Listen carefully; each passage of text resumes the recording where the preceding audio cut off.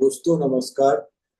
एक बहुत लंबे अरसे के बाद आप लोगों से बातचीत हो रही है। कुछ ऐसे पारिवारिक इश्यूज आ गए थे हेल्थ के संदर्भ को लेकर के, जिसके कारण हम लोग एक बहुत लंबे अरसे तक बातचीत नहीं कर पाए। अब हमारी कोशिश रहेगी कि हम लगातार अपने आप को सक्रिय करें और विभिन्न मुद्दों पर बात करें। मेरी ये भी कोशिश रहेगी कि संभवतः हर रविवार को हम लोग किसी ना किसी इशू को लेकर के अब एक दूसरे से मुखातिब होंगे और बातचीत को जारी रखेंगे।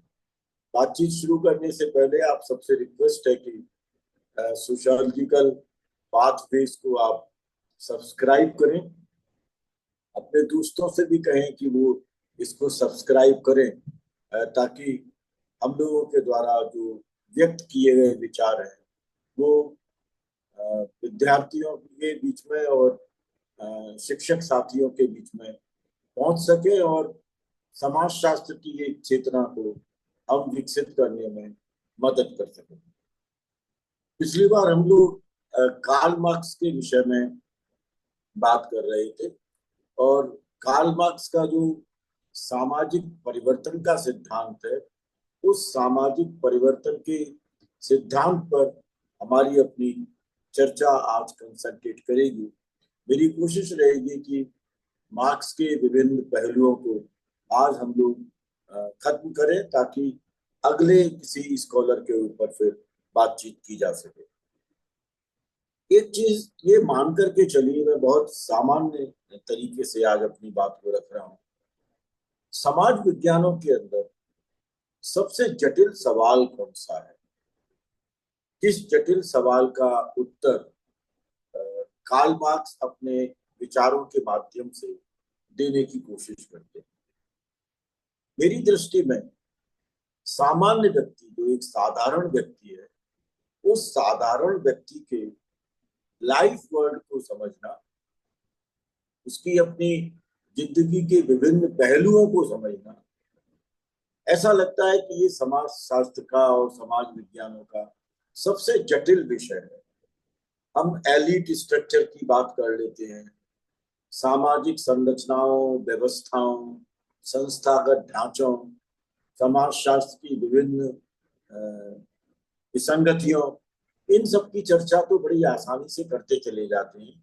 लेकिन जो सामान्य जन है, उस सामान्य जन के जीवन को तलाशने की कोशिश और उसको लेकर कोई कंसेप्ट फॉर्मेशन और उसे थियराइज करने की कोशिश संभवतः समाज विज्ञानों के अंदर बहुत कम हुई है।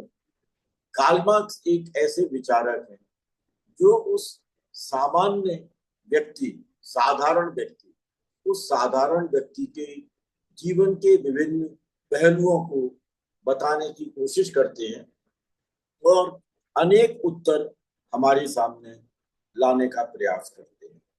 यह वो पृष्ठभूमि है जिस पृष्ठभूमि में हमें वर्ग संघर्ष और सामाजिक परिवर्तन के विश्लेषण की आवश्यकता होनी चाहिए। देखिए, जब हम वर्ग संघर्ष और सामाजिक परिवर्तन, इन दोनों की चर्चा करें, तो कम्युनिस्ट मैनिफेस्टो का पहला वाक्य और उसका अंतिम वाक्य, ये हमारे लिए बहुत महत्वपूर्ण हो जाता है।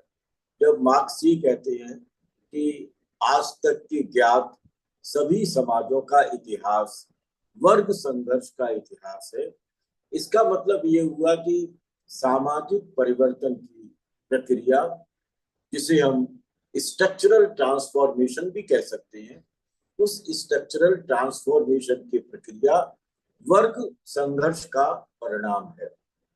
वो एंशिएंट सोसाइटी से लेकर और कैपिटलिस्ट सोसाइटी तक, या दूसरे रूप में कहें तो दास प्रथा पर आधारित समाज, सामंतवाद पर आधारित समाज, पूंजीवाद पर आधारित समाज, इन तीनों वर्गीय समाजों के अंदर जो भी सामाजिक परिवर्तन हुए हैं, उन सामाजिक परिवर्तनों का मूल कारण वर्ग संघर्ष है। अब ये वर्ग संघर्ष किस समय संरचनात्मक रूपांतरण का महत्वपूर्ण उपकरण बन जाता है, यहाँ पर कार्ल मार्क्स के कम्युनिस्ट मैनिफेस्टो की आखिरी लाइन हमारे लिए बहुत महत्वपूर्ण हो जाती है, जिसमें यह कहा गया मार्क्स के द्वारा कि दुनिया के श्रमिकों एक हो जाओ, workers of the world be unite, you are nothing to lose except your chains. दुनिया के श्रमिकों को एक करने का आह्वान, यानी क्लास की सॉलिडेरिटी। और वो क्लास की सॉलिडेरिटी नेशनल बाउंड्रीज में नहीं है, वो इंटरनेशनल स्ट्रक्चर्स के साथ जुड़ जाती है, और इसलिए वो दुनिया भर के श्रमिकों की एकताबद्ध होने की बात करते हैं।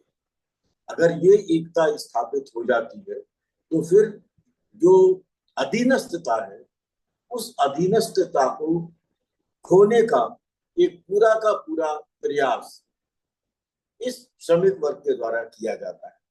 इसका मतलब ये हुआ कि स्ट्रक्चरल ट्रांसफॉर्मेशन के लिए जिस वर्ग संघर्ष की आवश्यकता है, वह वर्ग संघर्ष क्लास सॉलिडेरिटी, विशेष रूप से वर्किंग क्लास की सॉलिडेरिटी के साथ में जुड़ा हुआ है। एक चीज जो मार्क्स के संदर्भ में हम बार बार पढ़ते चले जा रहे हैं और उस पर हमें बातचीत करने की जरूरत होनी चाहिए। कैपिटलिज्म क्या होता है, पूंजी क्या होती है, इसकी चर्चा हमको कहीं ना कहीं करनी चाहिए। और मार्क्स ने कैपिटल के फर्स्ट वॉल्यूम के अंदर ये चर्चा की है कि कैपिटलिज्म है क्या। उनका मानना ये है कि capitalism is a type of economy, यह एक अर्थव्यवस्था का प्रकार है जो 18वीं और 19वीं शताब्दी के अंदर सामाजिक और औद्योगिक विकास के परिणाम स्वरूप उत्पन्न हुआ। समझने की कोशिश करें, सामाजिक और औद्योगिक विकास जो कि 18वीं और 19वीं शताब्दी में है, वहां से पूंजीवाद की उत्पत्ति होती है अर्थव्यवस्था के एक प्रकार के रूप में। अब पूंजीवाद के अंदर महत्वपूर्ण पक्ष कौन से आ जाते हैं, तब हम बात करेंगे कि इसमें उद्योग है, इसमें कॉमर्स है, व्यवसाय है, इसमें श्रम है, इसमें पूंजी है। तो पूंजी, श्रम, कॉमर्स और इंडस्ट्री, ये चार चीजें हैं जो कि पूंजीवाद के स्ट्रक्चरल कंपोनेंट्स हैं। अब आगे चल करके इसमें टेक्नोलॉजी जो इंडस्ट्रियलाइजेशन की प्रोसेस को तीव्र करती चली जाती है और ऑटोमेशन के कंसेप्ट को हमारे सामने लाती जाती है, हम उसको भी इसमें शामिल कर लेते हैं। ये जो इंडस्ट्री है, कॉमर्स है, लेबर है, कैपिटल है, ये क्या करती है, ये कमोडिटीज को उत्पन्न करती है, ऐसी उपभोक्ता वस्तुओं को जो कि बाजार के अंदर मौजूद है, जिनको कि बाजार में भेजा जाता है। इन उत्पादित वस्तुओं को बाजार में भेजा जाता है जो कि इंडस्ट्री, कॉमर्स, लेबर और कैपिटल का परिणाम है, और जिसका उद्देश्य होता है कंजम्पशन, यानी हम अपने उपभोग के उद्देश्य के लिए इन कमोडिटीज का उत्पादन करते हैं, और इस कमोडिटी के उत्पादन के लिए इंडस्ट्री, कॉमर्स, लेबर और कैपिटल और आज के दौर में टेक्नोलॉजी का कंपोनेंट बहुत महत्वपूर्ण हो जाता है। जब ये चीजें अस्तित्व में आती हैं तब क्या होता है, वेल्थ क्रिएट होती है, तब संपत्ति क्रिएट होती है, और उस वेल्थ का एडवांसमेंट होता चला जाता है, वह संपत्ति बढ़ती चली जाती है, तो क्रिएट भी होती है और उसका एडवांसमेंट भी होता चला जाता है।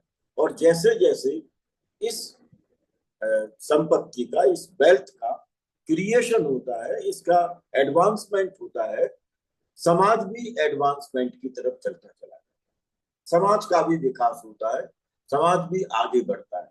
तो समाज को आगे बढ़ाने के लिए क्रिएशन ऑफ वेल्थ एक महत्वपूर्ण अवयव बन जाता है, जिसको कि हम कंजम्पशन पैटर्न्स के साथ जोड़ते हैं, प्रोडक्शन ऑफ कमोडिटीज के साथ जोड़ते हैं। इंडस्ट्री, कॉमर्स, लेबर और कैपिटल इसके अपने बहुत महत्वपूर्ण पक्ष बन जाते हैं।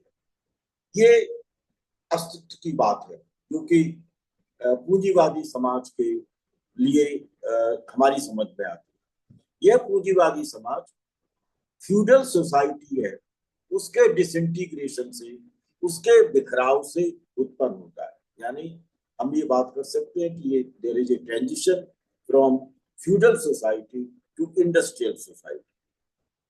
मार्क्स ये आर्ग्यूमेंट देते हैं और उस आर्ग्यूमेंट को हमें मतलब पूरे वर्ग संघर्ष के संदर्भ में और सामाजिक परिवर्तन के संदर्भ में समझने की आवश्यकता है।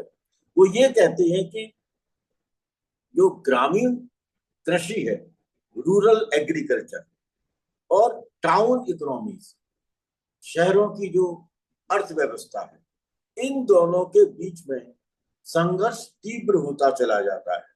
और जैसे जैसे इस संघर्ष की तीव्रता होती है, फ्यूडल सोसाइटी का ट्रांजिशन इंडस्ट्रियल सोसाइटी की तरफ होता जाता है। यानी सामंती समाज से औद्योगिक समाज की तरफ जो संक्रमण है, वह संक्रमण धीरे धीरे अस्तित्व में आता जाता है, क्योंकि रूरल एग्रीकल्चर और टाउन इकोनॉमी, इन दोनों के मध्य का जो अंतर विरोध है, वह अंतर विरोध तीव्र होता चला जाता है।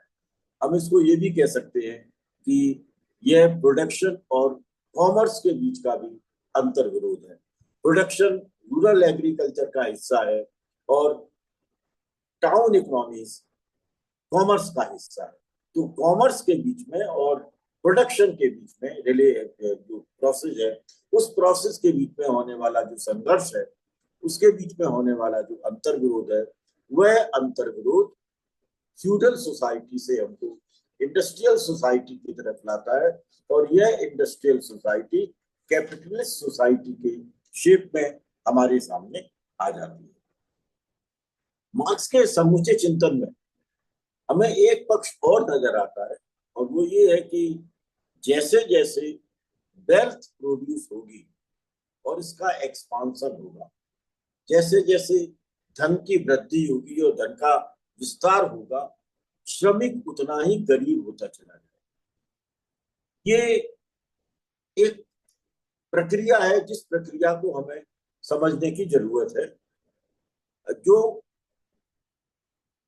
पूंजीपति वर्ग है, वह पूंजीपति वर्ग समूची प्रक्रिया में एक उद्देश्य के लिए कार्य करता है, और वो उसका एक उद्देश्य है अधिक से अधिक लाभ का अर्जन। जितनी ज्यादा उसको प्रॉफिटेबिलिटी होगी, उतनी ही ज्यादा वह विस्तार लेता चला जाएगा, और वह विस्तार धीरे धीरे पूंजी के संकेंद्रण के साथ जुड़ता चला जाता है। एक्यूमुलेशन ऑफ कैपिटल उतना अधिक होता चला जाएगा। अब इसमें एक चीज और समझिएगा, श्रमिक उत्पादन करता है और उधर पूंजी का प्रोडक्शन हो रहा है, और वह वेल्थ का प्रोडक्शन, और वेल्थ का प्रोडक्शन एक्सपांशन ले रहा है, वह विस्तृत होता चला जाता है। इसका एक इम्प्लाइड मीनिंग ये है कि श्रमिक जितना अधिक उत्पादन करेगा, बुर्जुआ उतना ही शक्तिशाली होता चला जाएगा। यानी श्रमिक का श्रम और उस श्रम से उत्पन्न होने वाला उत्पादन अंततः बुर्जुआ को अधिक से अधिक शक्तिशाली बनाता है। दूसरे रूप में हम ये कहें कि जो पूंजी का एकाधिकार है, उस पूंजी के एकाधिकार के लिए सामाजिक व्यवस्थाएं और अनेक तरह के इंटरनल और एक्सटर्नल फैक्टर्स श्रमिक को बाध्य करते हैं कि वह अधिक से अधिक उत्पादन करे। लेकिन अधिक से अधिक उत्पादन करने के बावजूद उसका जो पारिश्रमिक है, वह पारिश्रमिक उतना नहीं बढ़ता जितना कि वेल्थ का विस्तार होता चला जाता है। यानी ये कंट्रोडिक्शन आपको समझ में आना चाहिए कि अधिक से अधिक वेल्थ एक तरफ, जो कि मोनोपोलाइजेशन ऑफ कैपिटल को हमारे सामने प्रस्तुत कर रही है, और दूसरी तरफ श्रमिक का अधिक से अधिक निर्धन होते चले जाना, गरीब होते चले जाना, क्योंकि उसको उसके श्रम का जो उपयुक्त पारिश्रमिक मिलना चाहिए वह नहीं मिलता है, और इसलिए श्रमिक एक चीपर कमोडिटी होता चला जाता है। वह खुद एक चीपर कमोडिटी है, यानी वह खुद बाजार के अंदर एक बिकने वाली वस्तु है।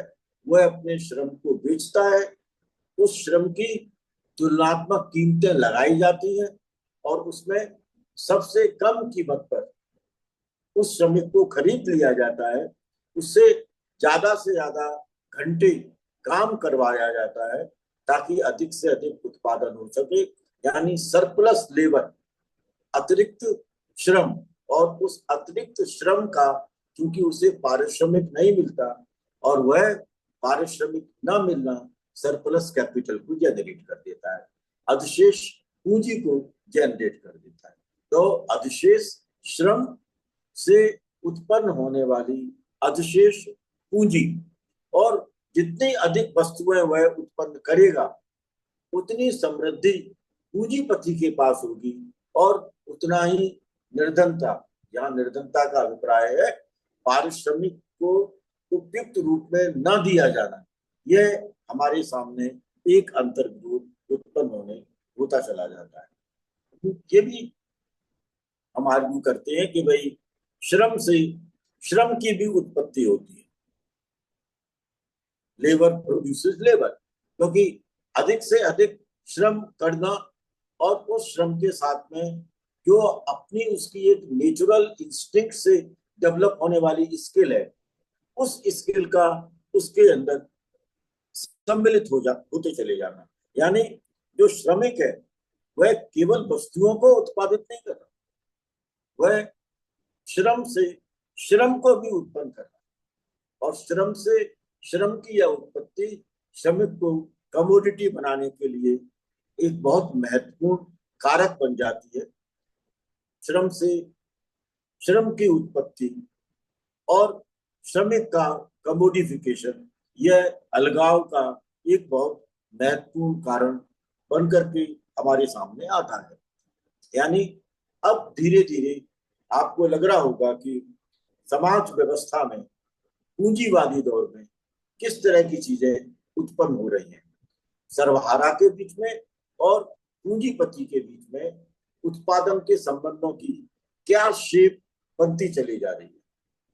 हमने इस बात को पहले जान लिया है कि विकास की प्रक्रिया के प्रारंभिक स्तर पर श्रमिक और पूंजीपति दोनों एक दूसरे की आवश्यकता है। श्रमिक अपने श्रम को बेचता है ताकि वह अपना और अपने परिवार का भरण पोषण कर सके, और पूंजीपति इसलिए श्रम को खरीदता है ताकि वह पूंजी का संकेंद्रण कर सके और उस पूंजी के विस्तार को वह मोनोपोलाइजेशन की तरफ लेता हुआ चला जाए। यानी वह बुर्जुआ धीरे धीरे अपना विस्तार करता चला जाता है, और उस विस्तार को जो शेप मिलती है वह श्रमिक के श्रम से मिलती चली जाती है। लेकिन इस स्टेज पर क्योंकि दोनों एक दूसरे की आवश्यकताओं को पूरा करते हैं, तो जो उत्पादन के संबंध है उन उत्पादन के संबंधों के अंदर हमें एक कोऑर्डिनेशन या एक सहयोगात्मक स्थिति, समन्वय की स्थिति देखने को मिलती है। वर्ग संघर्ष की इस प्रक्रिया में जो पहला पक्ष है वह इसी सहयोग और कोऑर्डिनेशन का है, जिसे डायलेक्टिक्स की प्रोसेस में मार्क्स ने थीसिस की संज्ञा दी है। ये एक वाद की स्थिति है, जिस वाद की स्थिति में ये दोनों वर्ग पारस्परिक रूप से कोऑर्डिनेशन का हिस्सा है, सहयोग का हिस्सा है, क्योंकि धीरे धीरे वह अपनी आवश्यकताओं को पूरा कर रहे हैं। एक के लिए प्रॉफिट आवश्यकता है और एक के लिए अपने परिवार की भरण पोषण, और उसे धीरे धीरे एक स्थायित्व की तरफ लेकर के चले जाना, ताकि वह संतुष्टि वाला जीवन व्यतीत कर सके। ये दोनों के अपने उद्देश्य है। अब इस उद्देश्य में हम अगर और आगे बढ़ते चले जाएं, तो हमने पहले भी चर्चा की थी कि भाई बहुत सारी चीजें अस्तित्व में आती चली जाती है।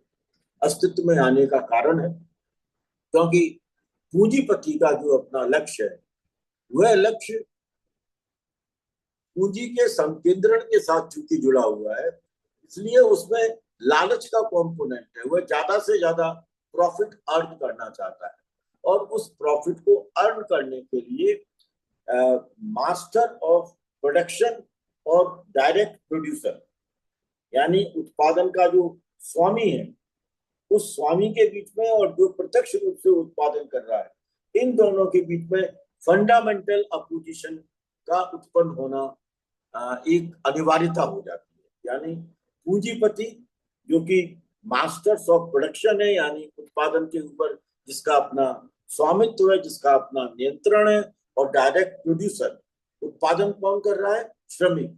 इन दोनों के बीच में एक फंडामेंटल अपोजिशन अनिवार्यतः विकसित होगा। और वो इसलिए विकसित होगा क्योंकि दोनों के जो उद्देश्य हैं, जो उनका इंटरेस्ट है, उस इंटरेस्ट में कॉन्फ्लिक्ट ऑफ इंटरेस्ट का इमर्ज करना बड़ा जरूरी है। यह आवश्यक हो जाता है, हितों का संघर्ष जरूरी हो जाता है, क्योंकि उसको पारिश्रमिक में वृद्धि चाहिए, जो पूंजीपति देने के लिए तैयार नहीं होता, क्योंकि अगर वह पारिश्रमिक में उपयुक्त वृद्धि करता चला जाएगा तो उसका जो लाभ है, उस लाभ का हिस्सा कम होता है, जिसको कि वह कम नहीं करना चाहता।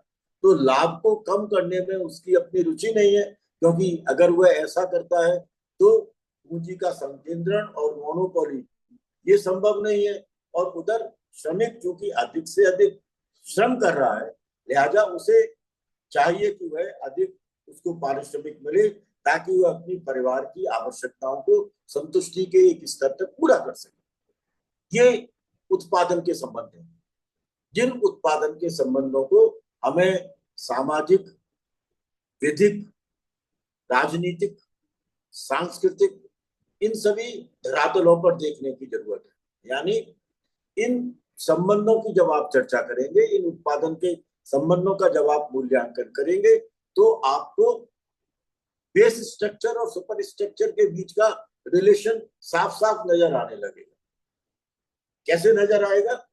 श्रमिक के लिए एक ऐसी संस्कृति विकसित की जाएगी जिसमें जो कुछ मिल रहा है वह उसकी संतुष्टि के लिए काफी है, ऐसे विचार को उत्पन्न कर दिया जाए। ऐसे कानून बना दिए जाएंगे, ऐसे नियम बना दिए जाएंगे जिससे कि वह सरप्लस टाइम में काम करे, और संबंधों के साथ उसे दूरी रखने की धीरे धीरे स्थितियों को उत्पन्न करना पड़ेगा। क्योंकि अगर वो संबंधों में अपना टाइम डिवोट करता है तो सरप्लस टाइम नहीं मिल सकता। इसलिए जो श्रम का समय है, उस श्रम के समय का विस्तार करने के लिए सामाजिक संबंधों को सेकेंडरी कर देना, उनके महत्व को कम कर देना, यानी सामाजिकता के दायरे में उसकी अपनी उपस्थिति का कम से कम होता चला जाना, राज्य के द्वारा ऐसे नियम और कानूनों की स्थापना जिसके माध्यम से उसके पारिश्रमिक को रोका जा सके और पूंजीपति के लाभ का विस्तार किया जा सके, ऐसी संस्कृति को विकसित करना जहां संतुष्टि और अधीनस्थता को वह अपनी नियति मानने लगे, ये है सुपर स्ट्रक्चर। इस सुपर स्ट्रक्चर को जनरेट किया जाता है ताकि उत्पादन के संबंधों के अंदर जो शोषण है, जो फंडामेंटल अपोजिशन है, उसकी वैधता को स्थापित किया जा सके।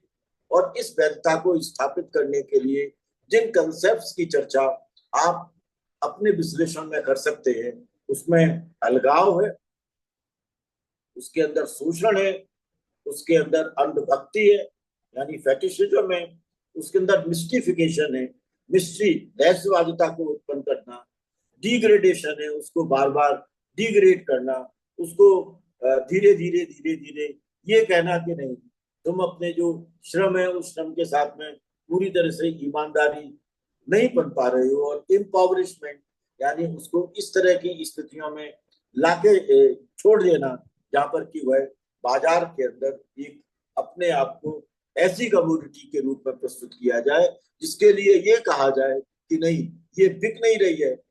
आपने देखा होगा जो श्रमिकों की मंडियां हैं, उन श्रमिकों की मंडियों में अनेक श्रमिक बैठे रहते हैं।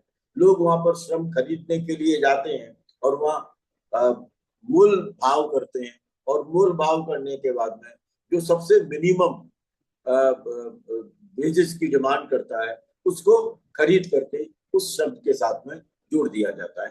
तो इस तरह की जो एक स्थिति है, वह स्थिति हमारे सामने उभर करके आती है। इसका मतलब ये हुआ कि धीरे धीरे ये जो फंडामेंटल अपोजिशन है, ये फंडामेंटल अपोजिशन बढ़ता चला जाता है। हम लोगों ने पिछली बार इसकी बात की थी, क्लास इन इटसेल्फ की और क्लास फॉर इटसेल्फ की, यानी जहां एक तरफ आपके अंदर ये सुपर स्ट्रक्चर भ्रामक चेतना को उत्पन्न करे ताकि फंडामेंटल अपोजिशन आपके सामने उपस्थित होता चला जाए, आप अधीनस्थता की संस्कृति को स्वीकार करने लगे, यानी श्रमिक के द्वारा उस अधीनस्थता की संस्कृति को स्वीकार कर लेना और उत्पादन संबंधों में वह अपने आप को ज्यादा से ज्यादा एक कमोडिफाइड ऑब्जेक्ट के रूप में प्रस्तुत करे। ये स्थिति उभर करके आती है। यानी हमको ये देखना पड़ेगा कि इस पूरी प्रक्रिया में स्टेट की क्या भूमिका है, इस पूरी प्रक्रिया में आइडियोलॉजी की क्या भूमिका है, और इस पूरी प्रक्रिया के अंदर जो आइडियोलॉजी और स्टेट के द्वारा संचालित हो रही हैं उसमें क्लास रिलेशंस कैसे रिप्रोड्यूस हो रहे हैं, उनका पुनरुत्पादन कैसे हो रहा है, वर्गीय संबंध किस तरह से उभर करके आ रहे हैं।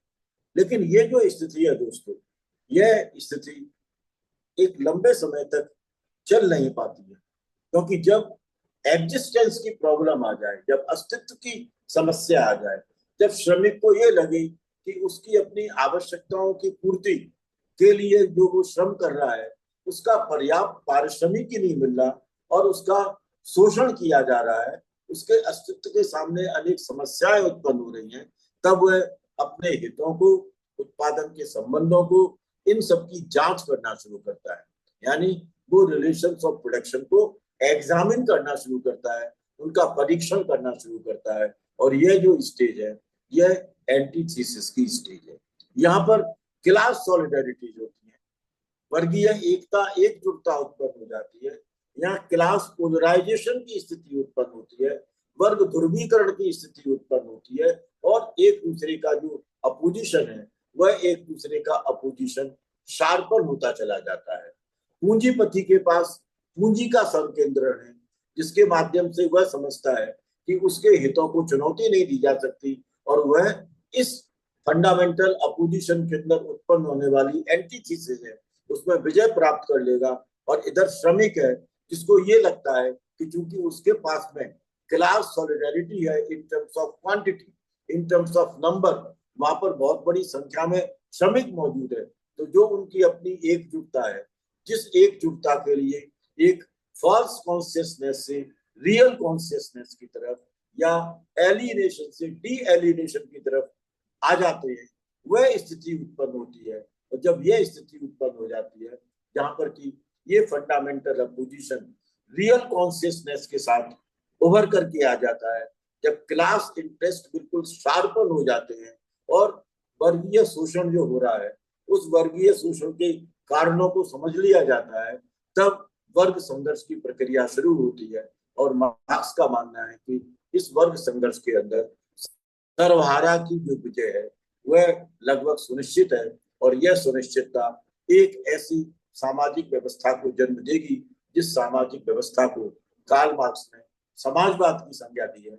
इस समाजवाद में अनेक सारे बुनियादी परिवर्तन होंगे, और यही समाजवाद जब आगे चल करके बिजनिंग ऑफ स्टेट के रूप में हमारे सामने आएगा, जब राज्य बहुत कमजोर या लगभग समाप्त होता चला जाएगा, स्टेटलेस सोसाइटी होगी, उसको मार्क्स कम्युनिस्ट सोसाइटी की संज्ञा देते हैं। ये स्ट्रक्चरल ट्रांसफॉर्मेशन है जिस ट्रांसफॉर्मेशन की मार्क्स ने चर्चा की है, और यही परिवर्तन का एक बड़ा बुनियादी आधार है, यही स्ट्रक्चरल ट्रांसफॉर्मेशन है। हम इस पक्ष के साथ में कार्ल मार्क्स के इस वर्ग संघर्ष और सामाजिक परिवर्तन की प्रक्रिया को समाप्त करते हैं, अगली बार जब हम चर्चा करेंगे तो इसमें मार्क्स के जुड़े हुए कुछ महत्वपूर्ण पहलुओं की बात करेंगे और वो मार्क्स के रिलेटेड आखिरी हमारा अपना वक्तव्य होगा। उसके बाद किसी नेक्स्ट स्कॉलर के बारे में हम लोग बातचीत करने की कोशिश करेंगे। बहुत बहुत धन्यवाद।